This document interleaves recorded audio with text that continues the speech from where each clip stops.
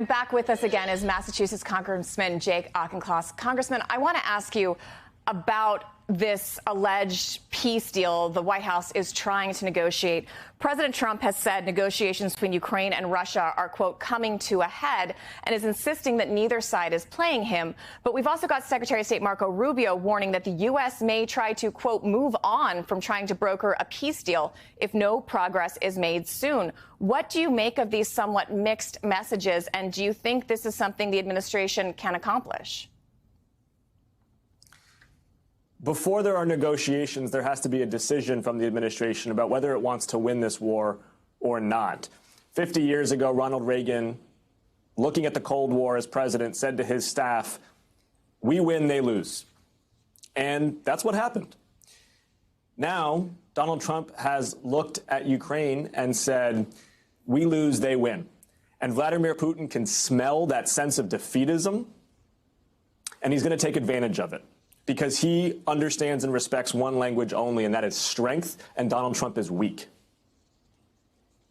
I also want to ask you, while we're on foreign affairs, the New York Times has a report that says it's a draft of a Trump executive order that proposes a drastic restructuring of the State Department. It includes eliminating almost all Africa operations, shutting down embassies and consulates across the country. Among other proposed changes, cutting offices that address climate change, refugee issues, democracy, and human rights concerns. Secretary of State Marco Rubio dismissed the report, calling it fake news. And some of the proposed changes are going to require congressional notification. How do you think Democratic lawmakers will respond? And do you think even some Republicans might push back against this? Well, I'll respond to diplomatic changes that have already occurred, and that is the dismantlement of Radio Free Asia. Radio Free Asia is the cousin to Radio Free Europe, and it paid journalists to do independent, rigorous, locally sourced journalism in countries subject to CCP influence, places like Cambodia and Vietnam and Indonesia. DOJ fired every single one of the journalists. And so now, in countries where the Chinese Communist Party is pushing on the levers of media and politics and business to gain sway, there is no factual reporting to help civil society push back. If that's the Trump administration's idea of how we're going to beat China in Southeast Asia or in Africa or in Latin America, then I am sure these State Department reforms are going to be just as self-defeating as the Radio Free Asia dismantlement. All right, turning back home, I also want to ask you, this week you spoke outside the Social Security building in your district, which the administration says it might close as part of its agency cuts.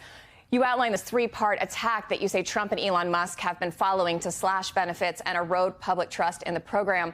What is that strategy, and what means do Democrats have to fight the administration on this? And I also want to ask you, have Democrats failed up until now in showing the American people why these agencies matter, why they should care that they're being cut at all? Americans don't need to be convinced that Social Security matters. It's the most popular federal program. It's the most effective anti-poverty program for elders. It's also the most effective anti-poverty program for American children. Not many people realize that. So Americans are committed to Social Security. And Donald Trump and his cronies know that, which is why they are running a subterfuge campaign. First step is to degrade services. That means closing the field offices and also impairing the phone service. Second step is claiming widespread waste, fraud, and abuse, as he did in the joint address to Congress, erroneously. The third step is to point to the first two steps, say, hey, service has gotten terrible, there's lots of waste, fraud, and abuse, I guess we have to privatize it. And that is something that George W. Bush tried to do. Democrats stopped him. That's something that Senator Rick Scott has said repeatedly he wants to do. Democrats have stopped him. And when Donald Trump tries to do it, Democrats will stop him again. All right, Congressman Jake Auchincloss, thank you for joining us, and happy Easter. Happy Easter.